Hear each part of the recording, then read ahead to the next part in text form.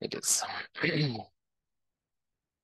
Bom, pessoal, então boa tarde a todos, né? Estamos em mais um encontro dos nossos seminários do Laboratório de Fluidodinâmica Computacional Multiscala, Fluidme, e continuando a nossa jornada aqui nessa termodinâmica de misturas, hoje a gente vai mudar de estado de agregação.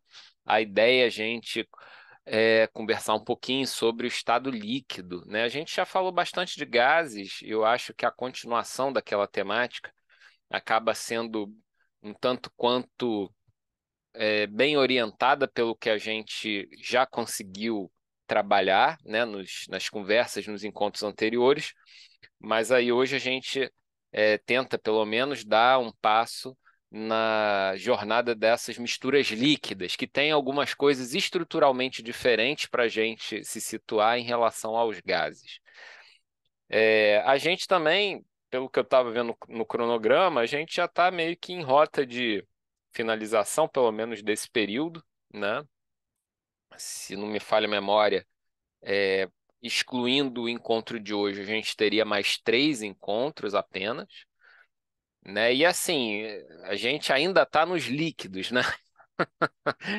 Se vocês virem aqui na própria barrinha de avanço aqui do livro, né? A gente está ali mais ou menos no primeiro terço, né? Para a gente ter um pouco de noção do quanto que é extenso, né? Esse tratamento de uma termodinâmica mais aplicada ou mais avançada, desses sistemas, em especial sistemas de mistura ou sistemas que acabam possuindo propriedades de equilíbrio de fases, né? Então, são acaba sendo um tópico bem particular, o que exige, né, em função das particularidades envolvidas, que seja trabalhado à parte de um curso de termodinâmica geral, né? Porque é muito específico, é complexo, né? E assim, a gente acaba se perdendo se a gente não tiver consciente dos fundamentos, né? Então, a gente está tentando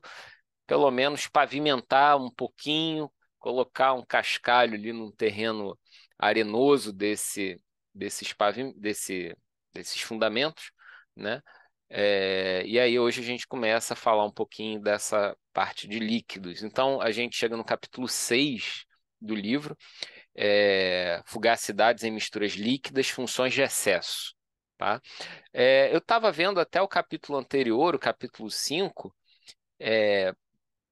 alguns olhares assim mais gerais, né, sobre a distribuição de temas no próprio livro. O capítulo 5, assim como o capítulo 6, são capítulos extremamente extensos, né? Capítulos que se aproximam ali das 100 páginas, né? Então, assim, vejam como que é oneroso esses assuntos quando a gente está falando desses estados de agregação triviais, né? Que a gente acaba tendo que lidar em termodinâmica. Então é óbvio, é natural que a gente não vai tratar, né, nem metade de um capítulo como esse, né, mas pelo menos a gente a, apresenta, revisa cada um em determinado nível, os elementos essenciais desse tratamento de misturas líquidas, tá? Que abrange aí o capítulo 6. Opa, boa tarde, Tamar. Acabou de chegar, então bem-vindo aí ao clube. É, Bom, então, quando a gente está falando de propriedades de líquidos, o nosso livro aqui ele faz uma rápida retomada do que foi discutido lá no capítulo 3, de maneira geral, dizendo que havia uma vantagem que ele mencionou lá atrás, que envolvia lidar para esses cálculos termodinâmicos com propriedades volumétricas. E 2 equações lá do capítulo 3 ele destacou e destaca aqui de novo, ele insiste nesse ponto como equações é, gerais, absolutamente fundamentais, e que acabam sendo úteis para quaisquer fases condensadas. Porém, né, a gente vê nessas equações gerais algumas limitações de aplicação. E aí, por isso que a gente acaba tendo esses tratamentos específicos, né, na termodinâmica, para fases bem determinadas, para fase gasosa, para fase líquida ou até para fase sólida também, ou tipos de materiais que fazem parte dessas misturas. Por quê? Porque as relações, né, que estão envolvidas nesse tipo de sistemas, elas vão se tornando cada vez mais complexas, incorporando efeitos que começam a fugir daquela termodinâmica macroscópica tradicional, fazendo com que a gente, o tempo todo, faça menção ou referência a propriedades internas de natureza microscópica do material e que demandam tratamento particular. Quando a gente viu no nosso encontro anterior a parte de gases, a gente viu toda uma complicação envolvendo a definição de equações de estado para gases de mistura. E aí as regras de mistura para os coeficientes de diferentes equações, Van der Waals, virial, o cálculo de propriedades a partir dessas equações de estado, de misturas. E aí a gente já viu um caminho bastante tortuoso por ali, mas ao mesmo tempo potente em termos de pesquisa científica que a gente tem plenas condições de desenvolver dentro do nosso grupo. Agora, nesse capítulo 6, a gente vê essa ênfase em líquido e a gente vai dar os primeiros passos nessa identificação do que tem de especial, o que a gente consegue fazer. Tá? E aí ele já começa a distinguir o que esses líquidos têm de distinto lá dos gases, dizendo que muitas vezes essa abordagem volumétrica, que foi bem desenvolvida lá para os gases, ou de maneira geral, não é muito útil para líquidos, por conta da forma de você ter essas propriedades volumétricas descritas continuamente para quando você atravessa fases diferentes. Né? Imagina, por exemplo, o comportamento bifásico, eu tenho que dizer uma propriedade em função do volume quando eu tenho uma situação de mudança de fase. Acaba sendo complicado.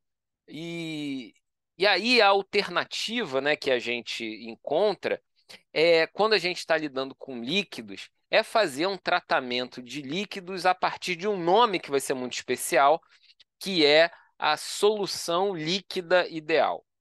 Tá? Não se trata de algo exatamente comparável a um gás ideal, tá? Porque no gás ideal existe algo radicalmente distinto, que é você jogar fora as interações intermoleculares, tá? Mas quando a gente está falando de solução líquida ideal, não é isso que a gente vai fazer, tá? Então isso é algo que precisa ser bem definido logo de cara, para a gente se situar no vocabulário desse capítulo. E o que vem na sequência assim como eu tenho algo que a gente vai chamar de solução líquida ideal, eu preciso distinguir esse comportamento ideal de um comportamento real ou identificar desvios dessa idealidade e um termo, né, que acaba se consolidando nessa área é a gente apelar para o que a gente chama de funções de excesso, né? Então, da parte de gases ficou bastante claro porque a gente usava ou equação de gás ideal ou uma equação de estado para gás real e todas as adaptações possíveis em torno daquilo. E agora o que vai ser importante para a gente é a gente partir da noção de solução líquida ideal e analisar os desvios da idealidade em função, em relação a essa solução líquida ideal, tá? Então, é um ponto de referência distinto para a gente começar a nossa conversa. Beleza. E uma coisa que ele quer deixar claro logo de partida, embora ele retome esse assunto várias vezes ao longo aqui do capítulo, é dizer que a fugacidade de um componente numa mistura líquida, que ele está chamando aqui de Fi, sobrescrito Lzão, dizendo aqui a fase líquida, Ele é dado por um produto que leva em conta uma grandeza que vai ser importante para a gente, chamada de coeficiente de atividade, esse gama, γ-i, a fração molar desse componente da mistura e uma fugacidade de referência para aquela substância que a gente precisa considerar nessa avaliação, né? Essa fugacidade de referência, para o caso das soluções líquidas, precisa ser escolhido de maneira conveniente. Tá? Existe nessa abordagem dos líquidos uma coisa muito ligada a escolhas pertinentes em função das características do material com que eu estou lidando, né? Por que eu digo isso já antecipando um problema que a gente vai ter para os líquidos? Se eu quero entender o comportamento dessa propriedade, que é tão central quando a gente está falando de misturas, que é a fugacidade, para uma condição termodinâmica, temperatura e pressão, vamos supor, do líquido, que naturalmente seja uma mistura, né? E a temperatura de interesse, ela supera, por exemplo, uma temperatura de ebulição de um dos componentes da mistura. Mas, nessa condição, a substância ainda permanece líquida. Se eu começar a fazer uma mistura de estados de agregação das substâncias puras com a mistura que, de fato, me interessa analisar, esse estado de referência ele se perde um pouco. E aí é conveniente a gente usar um outro estado de referência que acaba facilitando um pouco a nossa abordagem teórica, né, de expressões e contas e formulações, para a gente conseguir, de maneira sistemática, chegar a resultados importantes. Tá? Então, aqui o que a gente tem de início é dizer o seguinte: existe uma fugacidade do líquido que leva em conta esse coeficiente de atividade do componente da mistura, algo que traz à tona a quantidade desse cara na mistura, no caso aqui a fração molar, e uma fugacidade de referência, para algum estado de referência que precisa ser especificado. Tá? Além disso, essa escolha do estado de referência para a gente trabalhar, e o que faz parte dessa conveniência, né, nessa escolha, envolve, por exemplo, escolher valores de fugacidade tais que o coeficiente de atividade assuma valores perto da unidade, né, próximos à unidade, e que seja exatamente igual à unidade quando a solução é dita ideal. Tá? Então, logo de cara, ele vai dizer para a gente o seguinte: existe uma relação íntima entre a noção de coeficiente de atividade para os líquidos e esse estado de referência para o cálculo da fugacidade. Tá? Então, se para os gases a gente tinha uma coisa mais leve e relacionada lá ao comportamento ideal dos gases, aqui a gente tem que pensar direitinho qual é o estado de referência que a gente vai usar, e isso envolve identificar condições onde a gente pode ter esse coeficiente de atividade ou próximo ou igual ao valor unitário. Tá?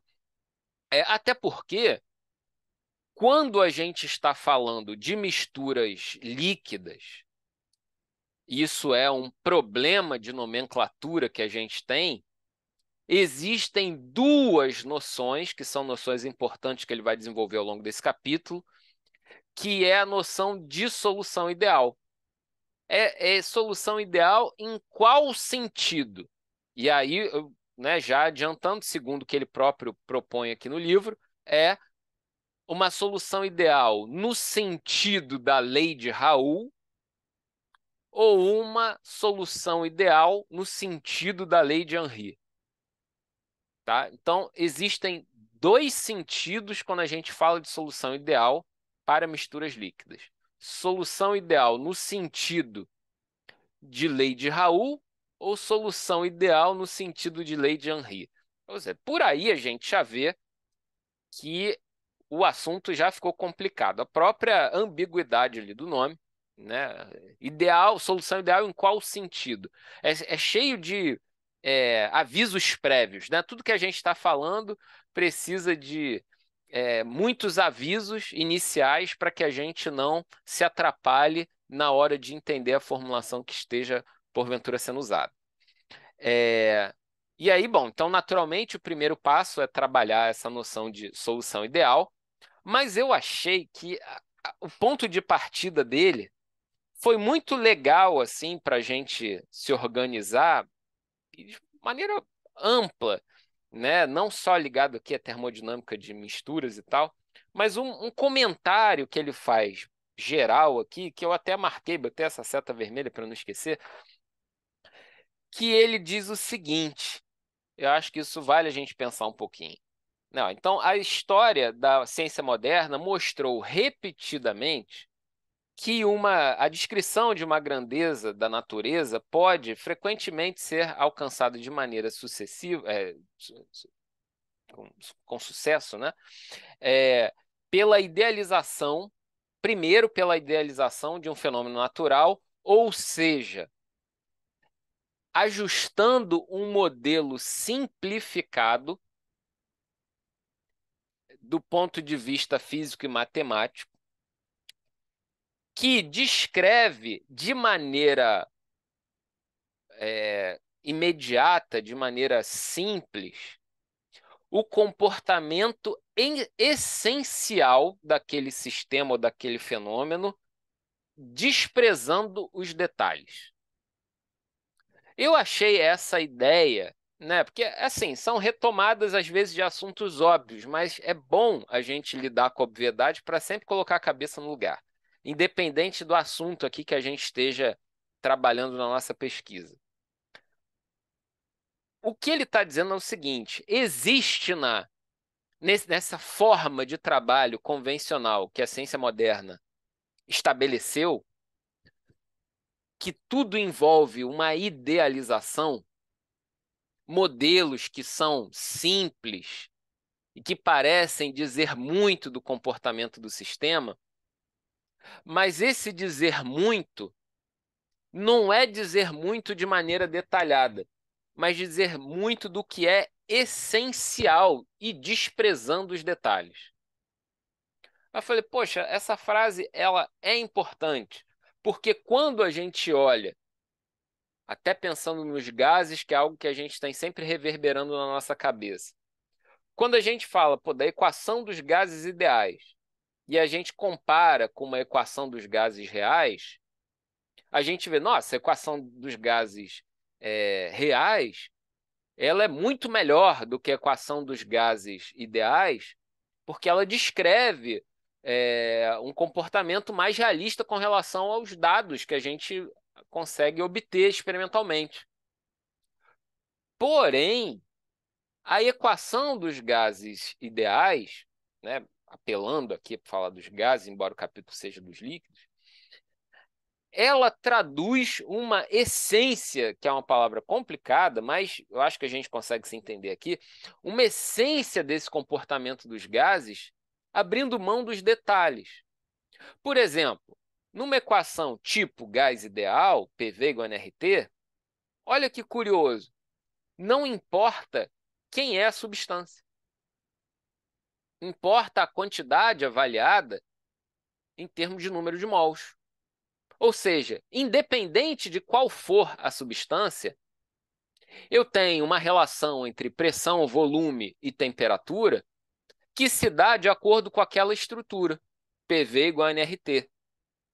Todas as modificações desse comportamento, aí a gente pode colocar em itálico para fazer um destaque, desse comportamento essencial, são detalhes que eu incorporo nesse modelo de gás ideal, e esses detalhes começam, por exemplo, a fazer questão de deixar claro quais são as substâncias que fazem parte daquele gás, ou quem é a substância que está sendo descrita por aquele modelo, né? Mas, essencialmente, as grandezas do tipo pressão, volume e temperatura para um gás se relacionam com aquela estrutura. Se a gente pensa a equação de Van der Waals, ela tem uma estrutura parecida com PV igual a nRT.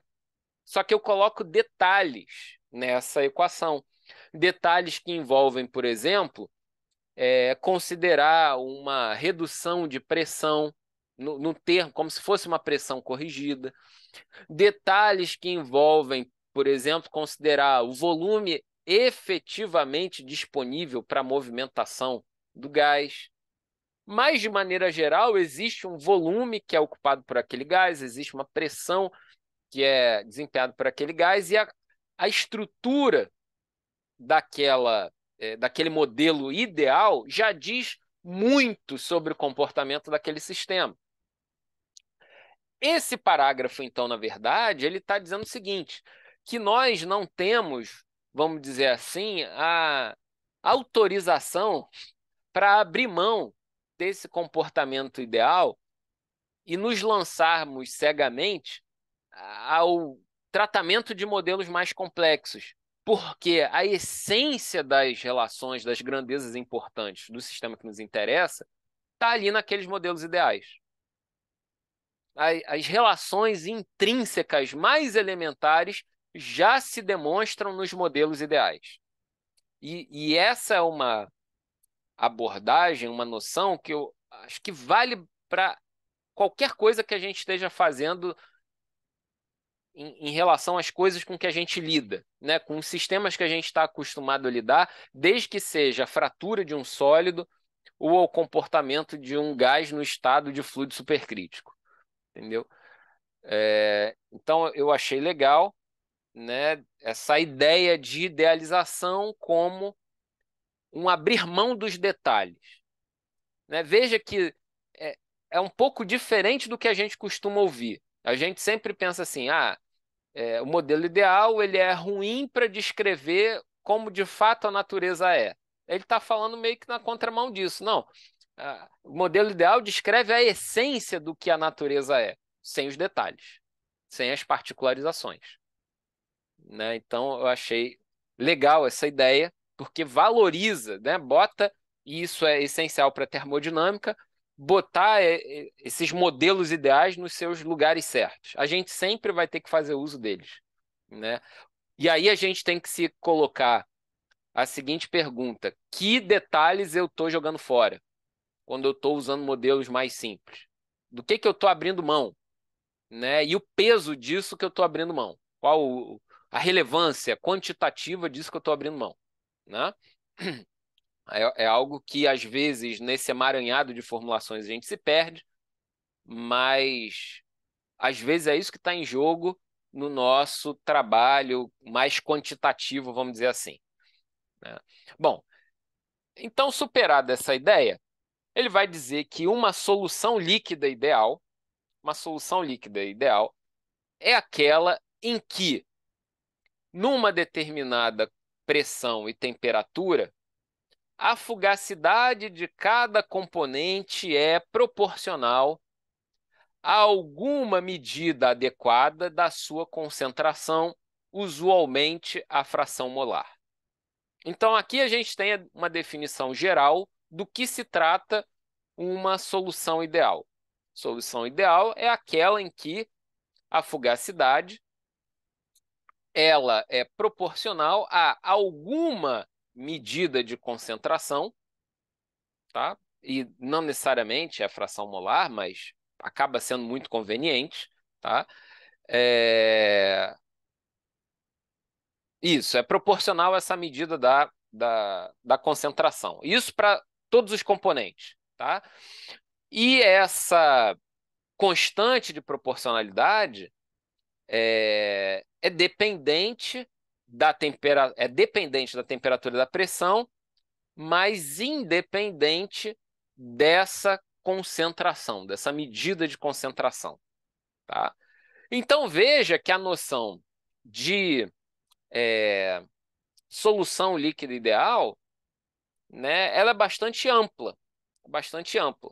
Veja que eu posso colocar nessa grandeza R aqui, essa constante de proporcionalidade, muita coisa.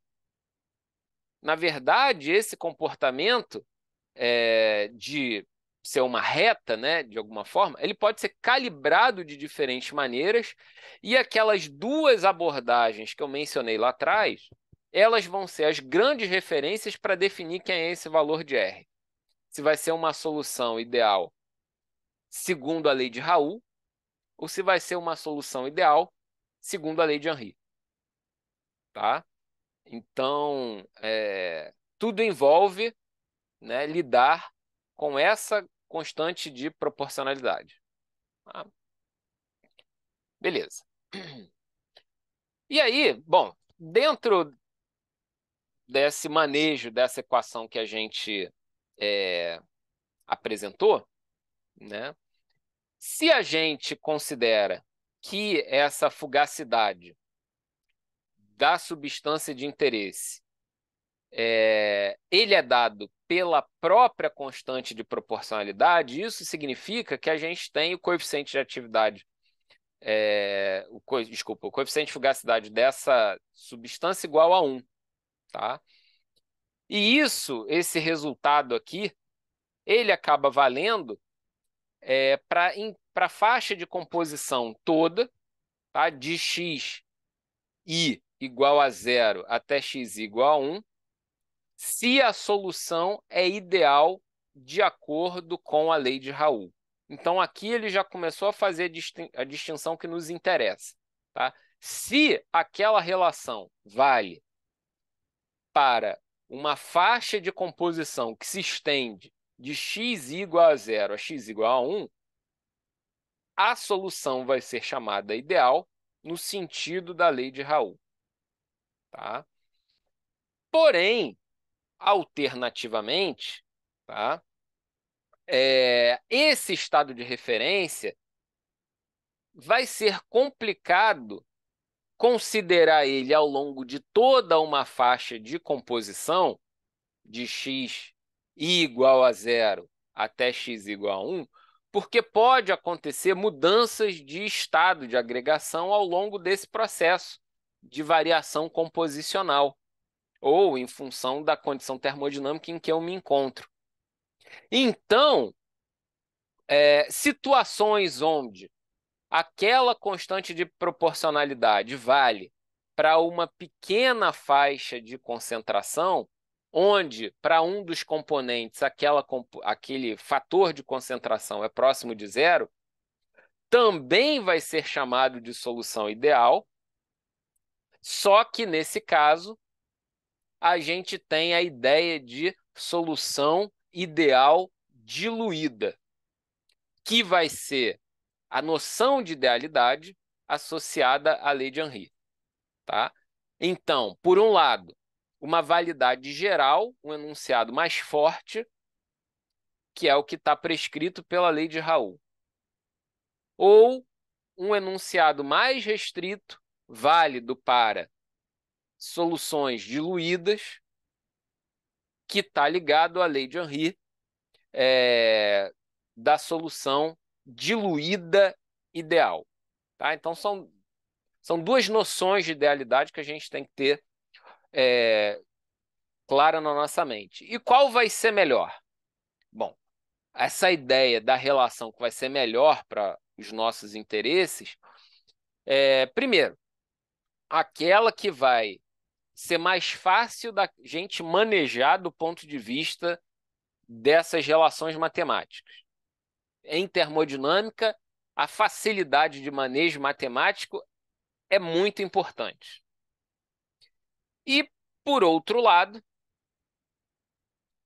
algo que vai dizer qual é a melhor para a gente é aquela que permite uma maior adequação do uso dessas relações, mantendo o mesmo estado de agregação. Tá? Para que a gente não fique flutuando de estado de agregação e não tenha que contar com efeitos de uma combinação de estados, um sistema multifásico o tempo todo, né? Para fazer a combinação dessas expressões e chegar aos resultados importantes. Tá? Então, esse é um ponto, e a gente vai sempre trabalhar nessa nesse duplo caminho. Às vezes vai ser vantajoso lidar com essa noção de solução ideal que tem a ver com a diluição, e outras vezes vai ser legal lidar com a ideia de uma proporcionalidade para toda a faixa composicional. Tá? Beleza. Bom, e aí, em função disso, a gente pode começar a calcular propriedades a partir dessa fugacidade, por exemplo, avaliando como que essa fugacidade varia com temperatura e pressão, e relacionar essas coisas com dados termodinâmicos que a gente encontra com mais facilidade na literatura. Por exemplo, a gente pode lidar com uma variação da fugacidade com a temperatura, esses resultados são gerais, né? Com uma noção de variação de entalpia. E o que é mais interessante para a gente é analisar essas mudanças do valor de fugacidade, relacionando ele com variações de volume. Tá? Então, uma relação como essa, por exemplo, onde a gente tem a fugacidade, seja da substância pura, seja daquele componente pertencente a uma mistura, relacionando com dados de volume, pressão e temperatura, tipo, é tudo que a gente quer. Porque a gente vai conseguir, a partir daí, calcular essa fugacidade, e a partir da fugacidade a gente calcula uma série de outras relações, né, que podem ser exploradas aí por esse jogo termodinâmico, vamos chamar assim. Tá?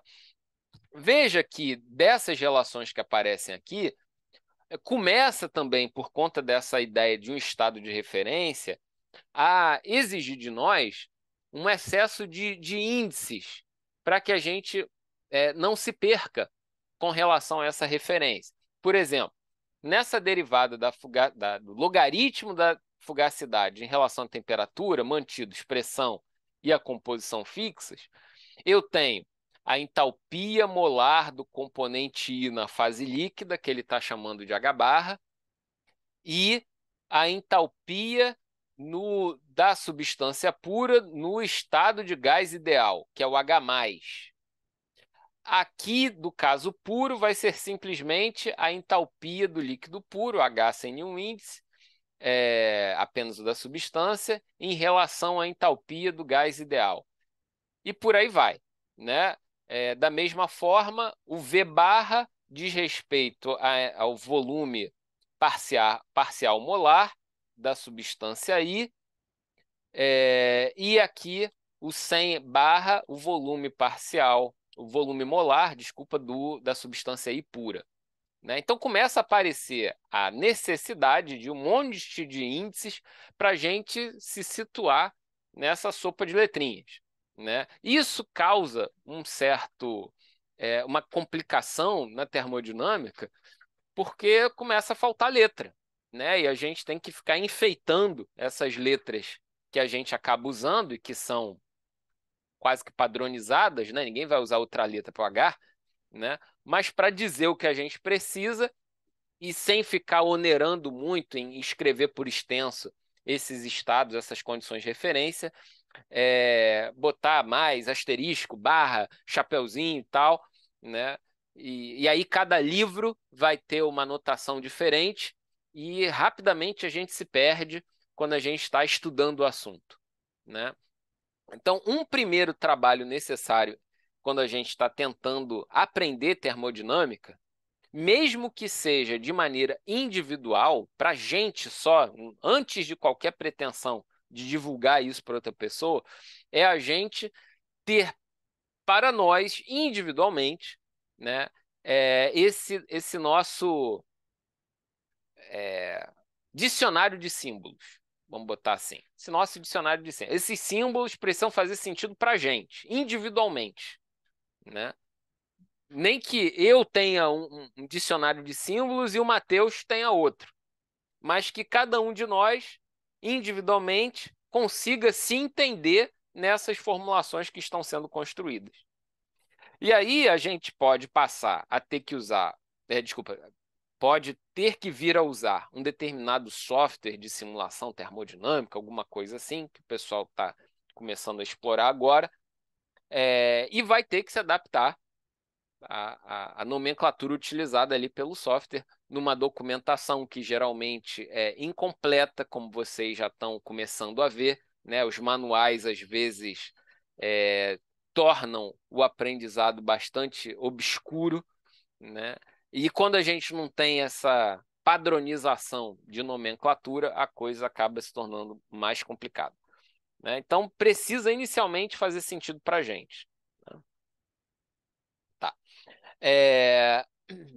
E resultados importantes que aparecem dessas relações gerais aqui são comportamentos que valem para essas soluções ideais, como, por exemplo, a ideia de que numa solução ideal, não, quando ela se forma, né, não há evolução ou absorção de calor e, da mesma forma, não há variação de volume, né? São resultados exploráveis a partir daquelas formulações ali anteriores, né? Então, é, olha o que está em jogo quando a gente considera essa solução ideal. Se, por um lado, entalpia tem a ver com liberação ou absorção de calor, calor tem a ver com energia.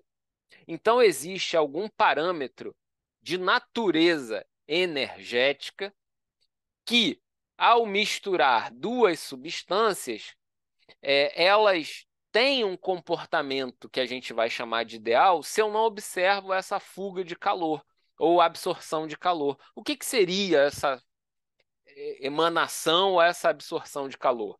Bom, de alguma maneira, né, o nosso sistema se organizou do nível molecular de uma forma tal que, para encontrar uma acomodação daquele sistema molecular, houve uma agitação, houve uma acomodação maior, uma maior movimentação molecular, e isso se manifestou na forma de emanação de calor.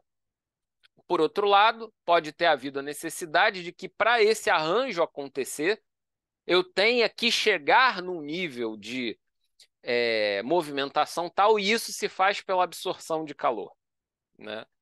Quando essas adaptações internas ali não são necessárias, como se o sistema naturalmente se acomodasse em função dos seus componentes, como se não houvesse um incômodo pela presença do outro na mistura, né, da outra substância na mistura, como se fosse tudo da mesma natureza.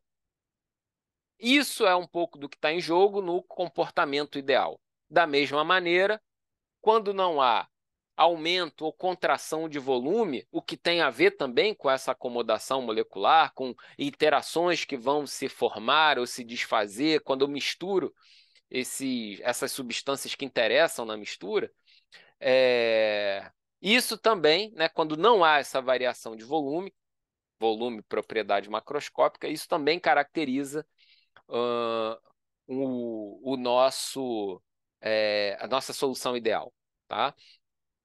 Veja que, curiosamente, do ponto de vista molecular, até lembrando do capítulo 4 aqui do livro, que eu falei, olha, deem uma olhada nisso por conta própria. Quando a gente lembra do que está acontecendo, do que está rolando lá no nível molecular, veja que a gente tem essas duas ideias representadas de alguma maneira lá naqueles potenciais clássicos que descrevem as interações entre os átomos e moléculas. Eu tenho um parâmetro geométrico, se a gente lembrar do Lennard Jones, potencial de Lennard Jones, que é o sigma, né? É uma grandeza de natureza geométrica, o sigma, e isso vai aparecer, vai ter relação com essa ideia do volume, né? É uma grandeza de natureza de comprimento, e a coisa da energia, né, na entalpia, lá no potencial Lennard Jones, traduzido na forma daquele epsilon, né, que é um parâmetro energético do nosso potencial que descreve as interações atômicas e moleculares, né? Então, assim, existe pelo menos uma coerência entre o que está sendo considerado. Quando esses sistemas são mais ou menos equivalentes do ponto de vista molecular, como se esses valores de sigma e epsilon, né, lá do nosso potencial de interação, fossem mais ou menos parecidos, isso se traduz, em termos macroscópicos, como tendo variações praticamente desprezíveis em grandezas ligadas à energia, como a entalpia, e grandezas ligadas a algum parâmetro geométrico, como o volume, nesse caso, né? Então, existe uma certa coerência, né, nessas considerações. E, e até falando do potencial de Leonard Jones, o Itamar compartilhou com a gente essa semana a lembrança de que esse potencial que está tão na base do que a gente faz está completando aí 100 anos, né, nesse ano de 2024. Né? Então, lá em 1924, o artigo escrito. Não, é engraçado que a autoria dele é pelo E. Jones e não pelo Leonard Jones. Esse nome não aparece lá no artigo original. É o E. Jones, né? Foi onde ele particulariza os expoentes, né, 12 e 6, de uma formulação mais geral que se tinha até então, que era do potencial μ, né, onde esses expoentes eram bastante flexíveis. O Leonard Jones é o cara que apresenta o expoente do termo de repulsão como 12 e o de atração como 6, né? Então, são, são momentos, né, que a gente vai percebendo nesse percurso teórico e que aos poucos, né, vai se sedimentando em termos de sentido na nossa experiência. Bom, então, né, feita essa distinção entre a ideia de solução ideal, né, no sentido de Raoult e no sentido de Henri, a gente começa a pensar nos desvios dessa idealidade. E para isso a gente vai lidar com a noção de propriedades de excesso, tá? Essas funções de excesso, como ele fala aqui, são propriedades termodinâmicas das soluções que estão em excesso em relação ao comportamento ideal, tá? Ideal nos dois sentidos. Ideal ou ideal diluída nas mesmas condições de temperatura, pressão e composição. Tá? Então, por exemplo, no caso da energia livre de Gibbs de excesso ou em excesso, é o valor dessa energia livre menos o valor dessa energia determinado para uma condição de solução ideal nas mesmas temperatura, pressão e composição do nosso sistema. Tá? E aí, com essa noção de propriedade de excesso, eu tenho energia livre de Gibbs de excesso, volume de excesso, entropia de excesso, entalpia de excesso, energia interna de excesso, energia livre de Helmholtz de excesso, e valem para as propriedades de excesso as mesmas relações termodinâmicas que valem para as propriedades convencionais, né? Então, as definições são todas iguais, né? A entalpia de excesso vai ser igual a energia interna de excesso mais P vezes volume de excesso, né? Já que a gente tem a definição, né? H igual a U mais PV. A outra definição, G igual a H menos TS. Então, vai ter Gibbs de excesso igual a entalpia de excesso menos T vezes entropia de excesso. Se vocês forem maliciosos, vocês vão ver que esses excessos eles não valem para as propriedades intensivas, né? Estão valendo aqui para as propriedades extensivas. Esses potenciais H, U, V, essa propriedade V no caso, G, H, S, né? Pressão e temperatura estão ilesos aí, não faz sentido falar de temperatura de excesso, pressão de excesso, né? mas para essas outras grandezas acaba valendo. E, igualmente, como a gente tem aqui essas definições, a gente tem as outras relações termodinâmicas, que aí sim, essas formas de relação são exploradas desde cedo para a gente, só que agora a gente vai passar a estar autorizada a lidar com esse sobrescrito aqui, né, do excessozinho para todas elas. Né? Então, a gente chegou a calcular isso lá no curso de termodinâmica, derivada de G sobre T em relação a T daria menos entalpia sobre temperatura, coisas dessas a gente viu lá, só que a gente viu para o sistema como um todo. Né? E independente se é ideal, não é ideal, tal, a gente viu naquele conjunto de definições termodinâmicas. E aqui a gente está simplesmente particularizando. Olha, aquilo tudo vale para essas propriedades de excesso, tá? De maneira que elas se relacionam entre si da mesma forma que a formulação básica.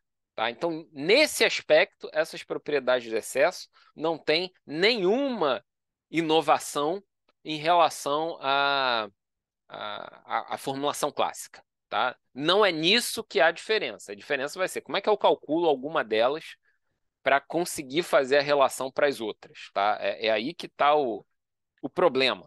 Tá? Um outro detalhe é que essas funções de excesso elas podem ser tanto positivas como negativas, embora haja esse nome excesso, mas não há compromisso em sempre crescer, pode haver uma redução também, tá? Então não tem problema nessa coisa do sinal. Tá? Excesso para a gente precisa ser traduzido como desvio em relação ao comportamento ideal. Apenas isso. Tá? Desvio em relação ao comportamento ideal. Tá. Deixa eu ver aqui mais. Tá, isso aqui não. Beleza. Bom, e aí, avançando um pouquinho, para a gente ter condições de calcular essas propriedades de excesso, né? Então, vamos só nos organizar em termos de onde que a gente veio e para onde a gente está indo. A gente está tentando calcular, definir, dar o primeiro passo nessa termodinâmica de misturas líquidas. A gente viu que para gases a formulação não se adapta muito bem, porque a gente não tem equações de estado, mas existe uma formulação útil para sistemas líquidos que envolve esse fator composicional. Fugacidade em função de composição. E existe a noção de ideal, que tem dois caminhos. Uma é a relação da composição como um todo e a outra é o ideal diluído. Para a gente distinguir o comportamento do ideal em relação ao real, a gente usa essa noção de excesso. E para a gente seguir na direção do cálculo de propriedade do excesso, a gente vai ter que levar em conta outras grandezas termodinâmicas, como, por exemplo, esses coeficientes de atividade, né? Que é essa seção que ele inaugura nesse momento. Eu às vezes, sou um pouco exaustivo nessas retomadas, porque eu acho que facilmente a gente se perde, pelo menos eu me perco facilmente, de saber aonde que eu estou e aonde que eu quero chegar, né? Então, voltar ao mapa, né, dessa trilha que a gente está construindo, né, pelo menos na minha cabeça é sempre bem-vindo. Né? Eu falei, eu estou nesse ponto aqui, eu estou fazendo isso, isso vai me levar a tal lugar, porque isso aqui é incompleto para descrever o problema como um todo. Né? É um sobrevoo no assunto, o que a gente está fazendo, né? A gente não está entrando no detalhe das deduções e tal, porque, infelizmente, não daria tempo aqui. Bom, então aqui acaba sendo útil para a gente essa noção de coeficiente de atividade, ou a própria noção de atividade, onde ele define, né, a atividade como sendo a razão entre esses coeficientes de fugacidade, tá, em relação a um estado de referência que vai ser padronizado por nós e é absolutamente arbitrário. Tá? Então, o coeficiente, desculpa, a atividade, coeficiente ainda não, a atividade desse componente I da nossa mistura, em função da temperatura, pressão e composição, vai ser definido como a fugacidade dele, naquelas condições, em relação à fugacidade na mesma temperatura, mas olhando para uma pressão e composição de referências. Daí a gente tem a noção de coeficiente de atividade, que já foi usada aqui no capítulo. Mas aqui que ele está dizendo efetivamente qual o sentido disso.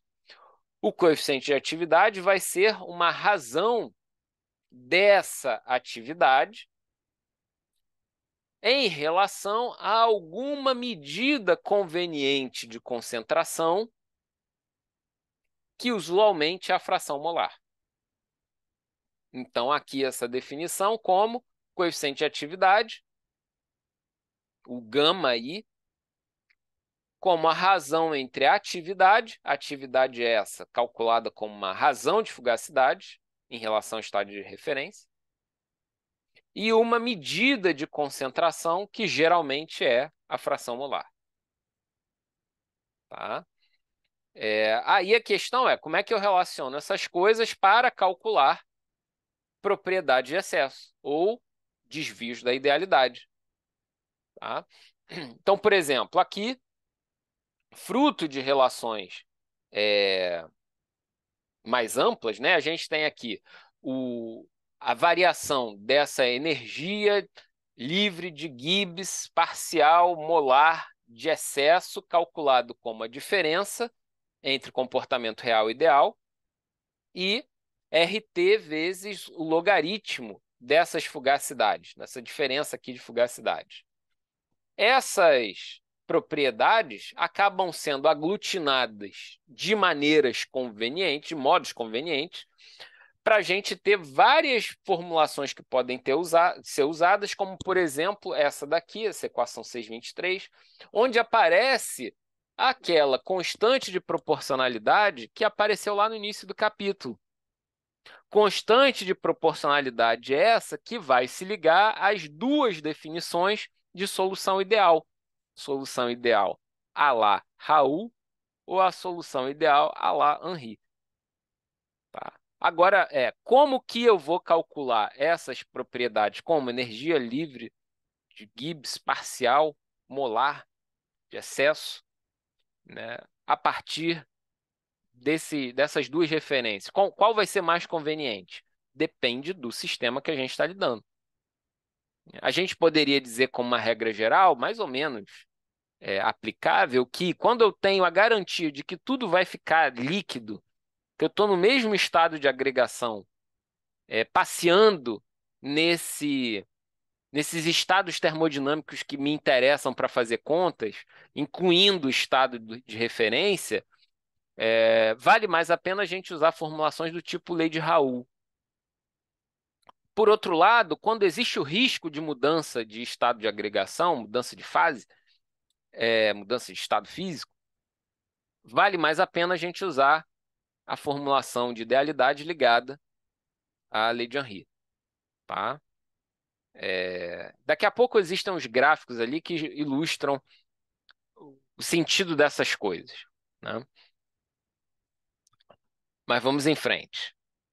Então, de maneira ampla, tá? De maneira ampla, essas relações de energias livres, parciais, molares, de excesso, né, são calculáveis em função do coeficiente de atividade, tá? E se vocês lembram bem das aulas de termodinâmica, escrever energia livre de Gibbs em função de temperatura, ou a pressão fixa, coisas dessa ordem, acaba funcionando como um gerador de funções termodinâmicas. Acaba sendo útil, porque facilmente eu obtenho outras propriedades termodinâmicas a partir da energia livre de Gibbs. né? Então, é útil, especialmente útil a gente lidar com energia livre de Gibbs, tá? E aí, daí ressalta a importância do cálculo de fugacidade, porque o cálculo de fugacidade vai permitir a gente calcular o coeficiente de fugacidade, de atividade, desculpa, né? E a gente chega nessa ponto de partida para calcular uma série de propriedades, tá? Então, o gama se liga ao F, né? E o gama se liga ao G. Então, ele é meio que uma propriedade de ligação entre essas coisas, né? No fundo, eu estou calculando G em função de F, né? E aí, a ênfase desse livro em, não, precisamos calcular direito os coeficientes de fugacidade. Os coeficientes de fugacidade são a saída para a gente descrever esse conjunto de propriedades termodinâmicas. Sai daqueles hábitos que a gente tinha dos sistemas puros que fazem parte de qualquer livro de termodinâmica tradicional. A gente lá resolvia tudo com temperatura, pressão e volume. Agora, aqui não, é tudo em função de fugacidade. Temperatura, pressão, volume, parece que cumprem um pouco um papel subsidiário nessa história.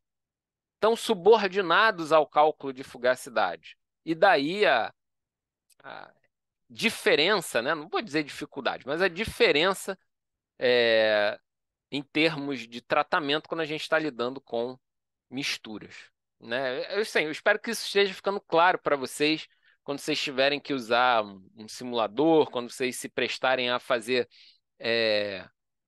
simulações, dinâmica molecular, calcular propriedades, de se ligarem com relação a isso, que é a chave de muita coisa, que faça sentido para o sujeito que é um termodinâmico puro, teórico, sem mergulhar em dinâmica molecular, o que ele está esperando é essa discussão de fugacidade, né? Ali é o elemento que liga muita coisa, porque dali ele calcula todo o resto, né?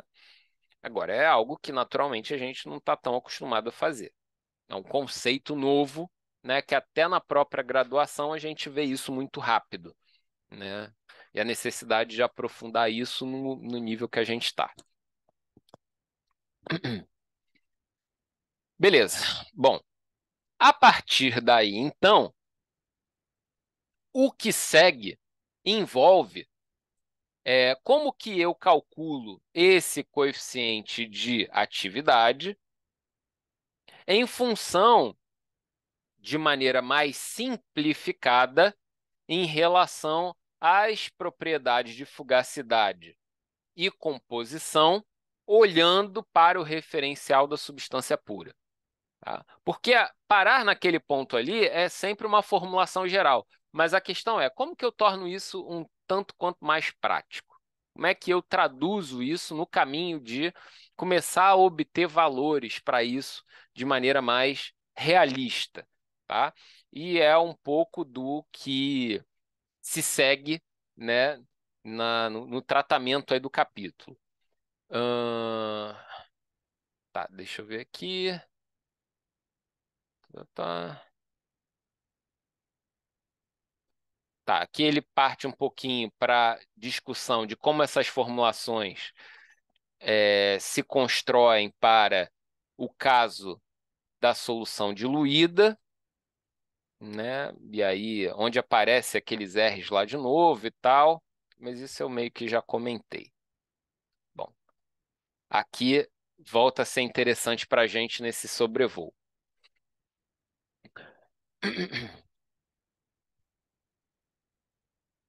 Bom, então ele começa aqui essa quarta seção do capítulo falando sobre essa ideia de normalização de coeficiente de atividade. A ideia de normalizar é que a gente tenha referências para esse cálculo, tá? Normalização é a ideia da gente ter esse coeficiente de atividade unitário para que a gente saiba se situar no quanto de desvio em relação à idealidade a gente tem diante de nós, nosso sistema. Então, ele diz aqui, é conveniente definir a atividade de maneira que, para uma solução ideal, a atividade seja igual à fração molar ou, equivalentemente, que o coeficiente de atividade seja igual à unidade. Só que a gente tem que distinguir entre dois tipos de idealidade, a nossa ladainha desde o início do nosso encontro de hoje. Uma ligada à lei de Raoult e a outra ligada à lei de Henry. Se os coeficientes de atividade forem definidos com relação à solução ideal no sentido da lei de Raoult, o que nós temos é que para cada componente da solução, da mistura, vale essa relação. O coeficiente de atividade é unitário conforme, ou se aproxima da unidade, conforme a fração molar dele se aproxima da unidade. Esse é um sentido, tá, dessa normalização dos coeficientes de atividade. E aí ele fala, como essa normalização se mantém para soluto e solvente, esse critério, essa convenção de normalização é chamada de convenção simétrica, tá? Porque tem a mesma estrutura para todos. Entretanto, se os coeficientes de atividade forem definidos com referência a uma solução ideal, então nós teremos o seguinte, que esse coeficiente de atividade ele tende a 1 conforme a fração molar tende a 1 para o solvente e que para o soluto o coeficiente de atividade tende a 1 conforme a fração molar dele tende a 0. Aqui é uma distinção radical entre os dois critérios de idealidade. Um está pensando no soluto quase inexistente, e isso é uma métrica de atividade, e o outro olhando para o solvente quase puro, né, no complemento de um ao outro ali. Isso ligado à lei de Raoult. Desculpa, a lei de Henry. Para a lei de Raoult, são todos iguais. Tá? Os coeficientes tendendo à unidade conforme a gente tem a fração molar deles tendendo à unidade também. Tá? Aí qual vai ser mais conveniente a ser usado? Depende do problema, depende dos dados disponíveis, depende de muita coisa que não é tão trivial a gente definir a priori a forma de trabalho. A gente tem que ver o que está diante da gente para a gente fazer algum tipo de opção. E aí, nesse caso aqui, que tem essa distinção da referência para soluto solvente, a gente vai falar de convenção assimétrica. Tá? Então, são dois caminhos aí que a gente tem que ficar de olho para não se confundir no que a gente venha a ler, porventura, nos trabalhos científicos. Tá? Além disso, tá? Ele botando aqui mais um problema para a gente ficar atento, ele fala, para distinguir esses coeficientes de atividade normalizados, simétrico ou assimétrico, é útil marcar com asterisco esse coeficiente de atividade do componente que se aproxima da unidade conforme a fração molar vai a 0. Então, ele diz, olha, melhor do que escrever isso aqui, do jeito que está, é você colocar nele um asterisco dizendo eu estou considerando esse caso particular em que o coeficiente de atividade é 1 para a fração molar tendendo a 0. Né? Então, seria um indicativo, mas é óbvio que isso vai ser desobedecido com total velocidade, né, se a gente percorre aí os livros e os artigos que fazem uso dessas coisas. Né? Rapidamente esse asterisco aí vai ser esquecido e a gente pode ficar perdido aí na leitura. Mas esse gráfico aqui mostra para a gente a distinção clara daquela noção lá da idealidade. Esse gráfico aqui é legal para a gente. Veja que a gente está computando o coeficiente de fugacidade, né? Desculpa, a fugacidade, não é nem o coeficiente, é o F, é a fugacidade da substância 2, que geralmente é o soluto, tá? Então, a fugacidade do soluto, que, segundo a lei de Henry, segue esse comportamento proporcional com a fração molar para baixas concentrações e, por outro lado, pela lei de Raoult, ele vale a proporcionalidade para altas concentrações. Então, veja, vou pegar com lápis aqui, como que a curva real, que é essa curva cheia, ela se adapta a esses modelos proporcionais. No início das baixas concentrações de soluto, eu tenho uma concordância da lei de Henry com essa curva de fugacidade. E para altas concentrações, eu tenho essa concordância da lei de Raoult com a nossa fugacidade da substância lá para altas concentrações. Tá? Então, veja que o comportamento está entre os dois ali, né? Para baixas concentrações e para altas. Quando a gente está lidando lá com propriedades coligativas, que essa conversa, de alguma maneira, faz sentido lá, já desde cedo, a gente lembra lá, lei de Raoult, lei de Henry, solubilidade de gases em líquidos, a gente tem abaixamento de temperatura, de pressão, disso, daquilo, pressão de vapor, né, lei de Raoult e tal. Então, a gente tem, por exemplo, solubilidade de gases em líquidos. Essa solubilidade é sempre muito baixa. Por isso que a gente vai falar de lei de Henry. A quantidade envolvida é muito pequena. A gente está falando desse início aqui da curva. Por outro lado, no abaixamento de pressão de vapor, coisas desse tipo, a gente está vendo o que pequenos desvios na concentração máxima acabam causando, né? Daí a gente vê o comportamento lá do final da curva, das altas concentrações lá da lei de Raoult, né? Então, no fundo, existe uma relação complementar entre essas coisas, só que são condições de idealidade distintas. E às vezes o livro vai ser um pouco descuidado em fazer essa distinção da noção de idealidade. Ideal segundo Raoult, ideal segundo Henry, né? E eu acho que esse livro aqui trouxe esse esclarecimento muito interessante para a gente se desconectar um pouquinho do que é tratado, por exemplo, lá no Castelano, essa parte. Ele não vai fazer uma distinção muito clara dessas coisas, embora ele vai falar disso tudo, né? Mas a noção de idealidade, ela parece que ficou um pouco é, difusa naquele tratamento do assunto, de modo que a gente, às vezes, se perde um pouco. Tipo, o que ele está chamando de ideal, né?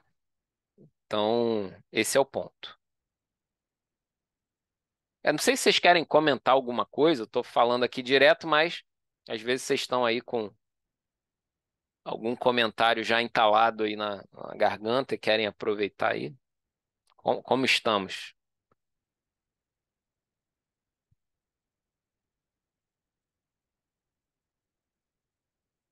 Bom, tranquilo? Então, vamos um pouquinho mais. É, Um comentário que ele menciona é que esses coeficientes de atividade baseados numa normalização simétrica, né, ou, desculpa, essa normalização simétrica dos coeficientes de atividade, ela é estendida facilmente para soluções contendo mais de dois componentes, tá? Porque acaba sendo fácil, é só distribuir aquelas frações molares para todo mundo. É natural a gente pensar que é mais fácil por esse caminho, né? A formulação, ela não exige da gente nenhum tipo de particularização especial do tipo quem é soluto, quem é solvente. Não, trata todo mundo igual, é mais fácil, né? Então seria a normalização simétrica típica lá da lei de Raoult, tá? É, Entretanto, né, essa normalização assimétrica requer cuidado quando a gente está lidando com sistemas do tipo multicomponente. Bom, esperado em relação ao que eu disse para o caso simétrico. Cadê? Tá. Para o caso de misturas binárias, que é um caso mais simples possível da gente pensar numa mistura, ele faz aqui um tratamento inicial que já esclarece alguns pontos interessantes aqui. Por exemplo, como calcular a energia de Gibbs de excesso para uma mistura e, de certa forma, como que essas propriedades variam com a temperatura e, até determinado ponto, com a pressão. Ele avisa que, para pressões baixas ou moderadas, o efeito da pressão é desprezível, porém, numa condição interessante aqui, bem removidas das condições críticas. Criticalidade é um assunto que a gente não explorou com muita força ainda, porque talvez isso caiba um período inteiro aqui do nosso grupo a gente pensar sobre essa noção de criticalidade, mas, de maneira geral, isso a gente até vê lá no curso de termodinâmica, conforme a gente vai se aproximando do ponto crítico, a gente começa a ter uma relevância muito significativa de efeitos de compressibilidade. Ou seja, dizer bem removidos dessas condições críticas, dizer de um sistema que é pouco sensível a essas flutuações de pressão, que é o que acontece geralmente com líquido, né? Então, o efeito da pressão acaba sendo desprezível para propriedades até com potenciais termodinâmicos, como energia livre de Gibbs de excesso. Tá? No caso aqui, ele vai explorar um pouco desse cálculo em relação à solução ideal, onde o estado de referência para cada componente vai ser o líquido puro nas temperaturas e pressão da mistura. Tá?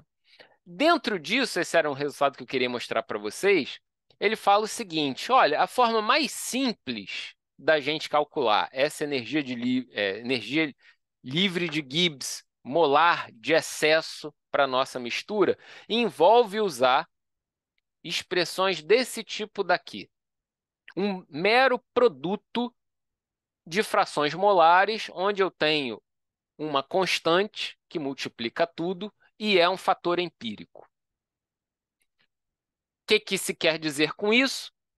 Que nesse ponto do tratamento de misturas, isso é típico para líquido, a gente começa a ter uma espécie de excesso de modelos aproximados, às vezes até um pouco grosseiros, mas modelos que sejam matematicamente simples para a gente descrever esse comportamento dessas propriedades combinadas. Então, por exemplo, a equação de Marguillet com dois sufixos calcula a energia livre de Gibbs em excesso como produto dessas frações molares. Em suma, é isso. E um fator aqui empírico, essa constante A, que a gente já usou como energia livre de Helmholtz, aqui é outra coisa, né? Como eu disse, falta letra, né?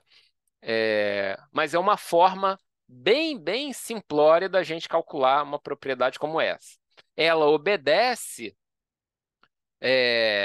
essas condições limite, né? Que o excesso vale zero quando a fração molar de um é zero e quando a do outro também. Até porque se a fração molar de ambos for zero, eu não tenho mais mistura e não tem mais propriedade de excesso para a gente trabalhar, né?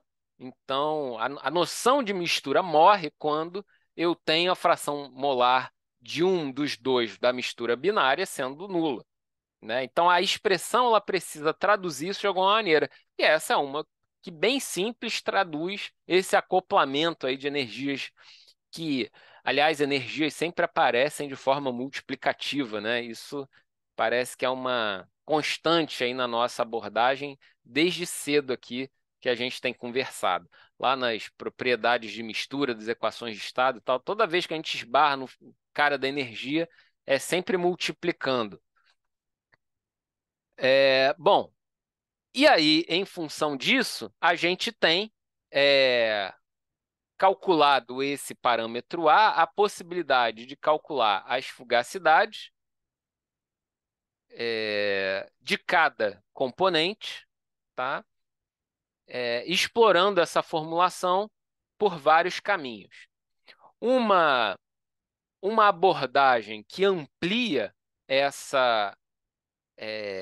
esse tratamento do assunto envolve, deixa eu mostrar aqui um pouquinho mais para frente, lidar com equações mais complexas como essa daqui, que guarda aquela propriedade do produto ser zero, das duas serem zeros nos extremos, mas que levam em conta outros fatores de diferenças de frações molares que fazem com que esse comportamento, que poderia ser perfeitamente simétrico, comece a ter pequenos desvios nessa energia livre de Gibbs molar da mistura.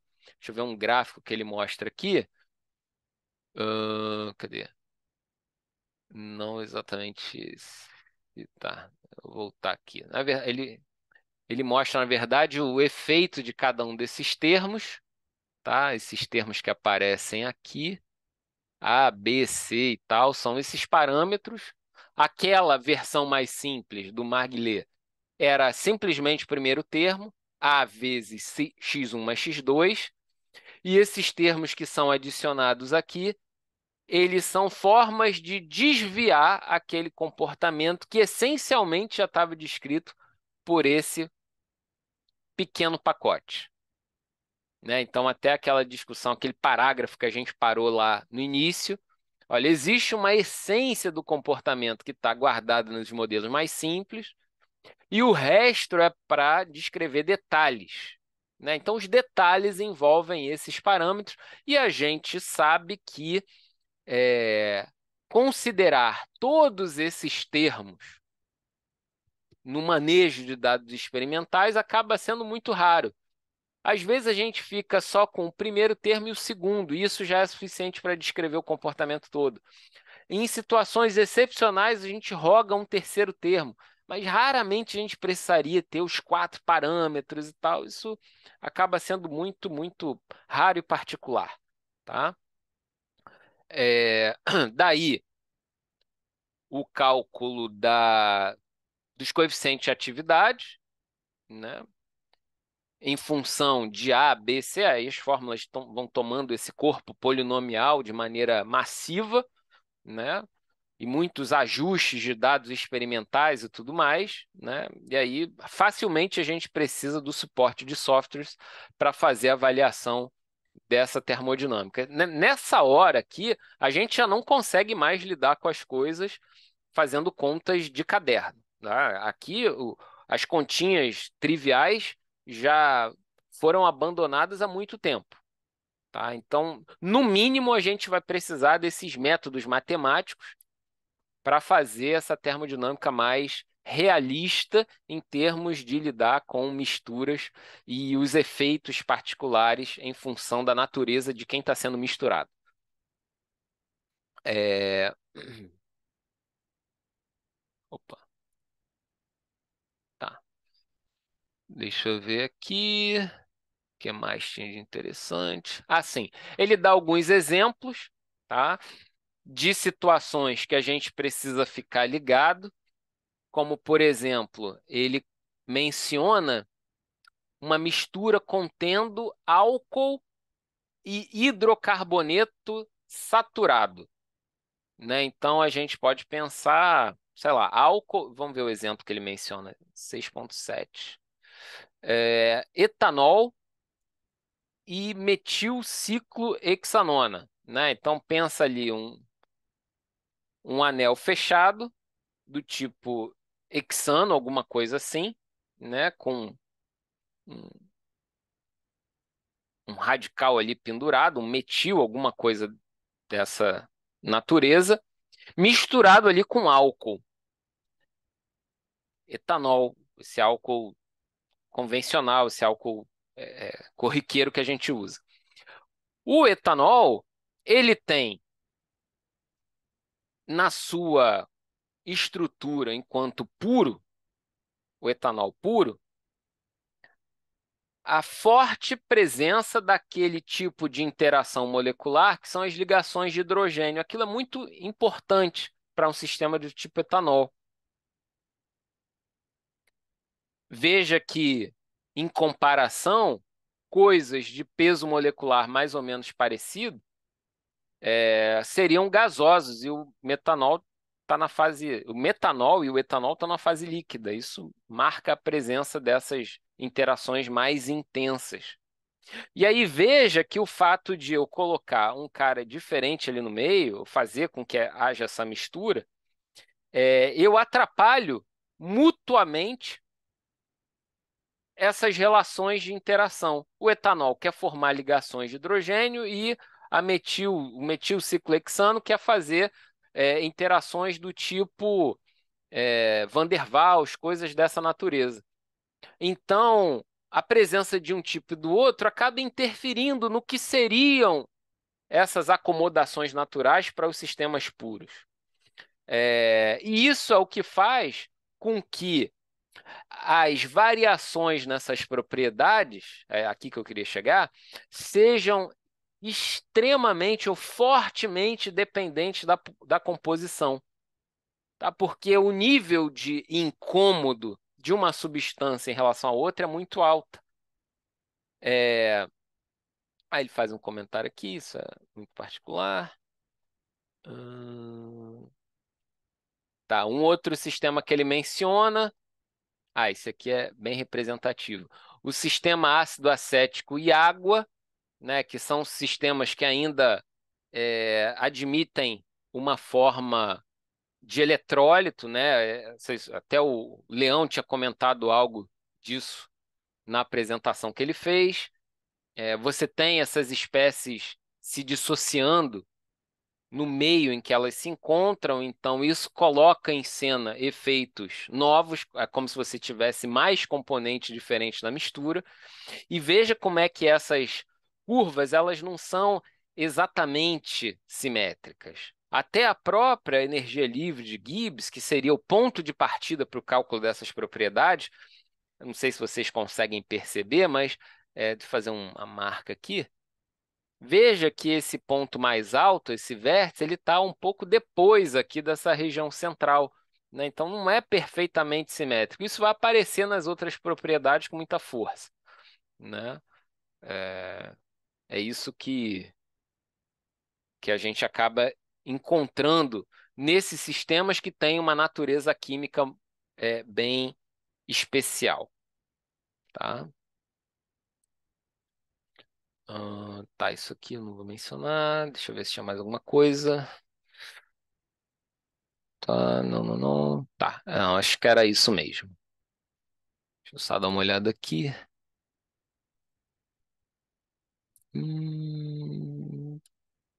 Tá, não, por aqui eu acho que já tá legal.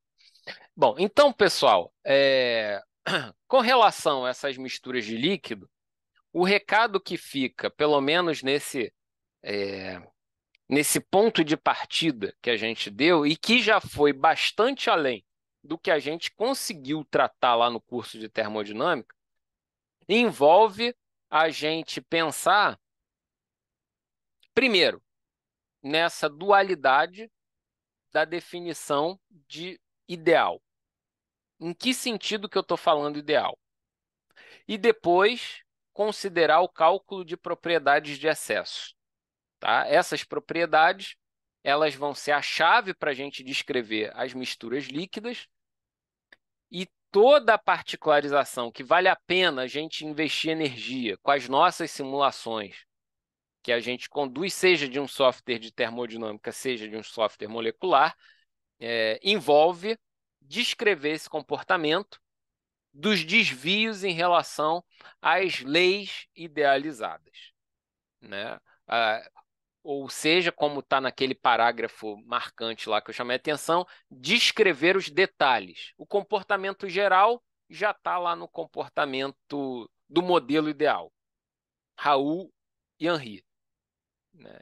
Então, o nosso foco são os detalhes. E aí, se o foco é os detalhes, o natural é que a gente vai encontrar desvios muito intensos em relação a essas regras, e é isso que a gente precisa descrever. Não adianta a gente querer fazer com que a lei de Raoult, a lei de Henry funcionem ao longo de toda a distribuição de composição. Isso seria um caso muito especial de ser uma solução ideal. Não, normal é não ser ideal. E na literatura a gente não vê a ampla divulgação de dados dos sistemas específicos. É natural, cada caso vai ser um caso de interesse. Então, cada um que lute em relação aos seus dados. Daí o espaço para a gente trabalhar. A gente só não pode ser ingênuo de querer fazer com que haja uma conciliação em relação aos modelos ideais. Isso, na verdade, seria a exceção. A regra é a gente vai descrever com os nossos estudos os detalhes desses sistemas particulares.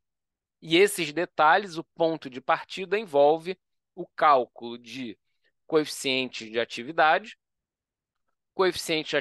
esses que, por um lado, vão viabilizar o cálculo da energia livre de Gibbs de excesso, e aí o cálculo das outras propriedades termodinâmicas, e, por outro lado, a gente chegar nessa energia também pela composição. Tá? Nos softwares de termodinâmica, a gente tem que ver as escolhas que a gente vai fazer nos modelos que vão ser utilizados, para a gente ter noção do quanto que eu estou me distanciando dessa idealidade. Que nível de detalhamento que eu estou incorporando ali no meu software, na minha simulação. Tá? E é o detalhe que a gente precisa ficar atento, né, para não acabar falando besteira quando a gente for escrever a respeito dos nossos resultados. Né? A chave está em narrar os detalhes ou as mudanças sutis de comportamento que essa fuga da idealidade da solução acaba causando nos comportamentos esperados. Beleza, pessoal? Então, queria fazer essa introdução ao assunto. Talvez lidar com propriedades de misturas líquidas seja um curso inteiro por si só, tá? Mas pelo menos um vocabulário mínimo a gente trabalhou aqui, né? Para a gente não ser enganado por um livro de físico-química ou de termodinâmica muito geral, que não vai falar dessas coisas, né?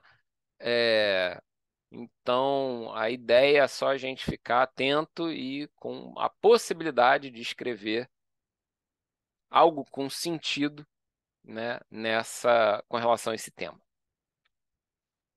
Beleza, pessoal? Então é isso. Ficamos por aqui. Alguém tem algum comentário a fazer? Alguma observação?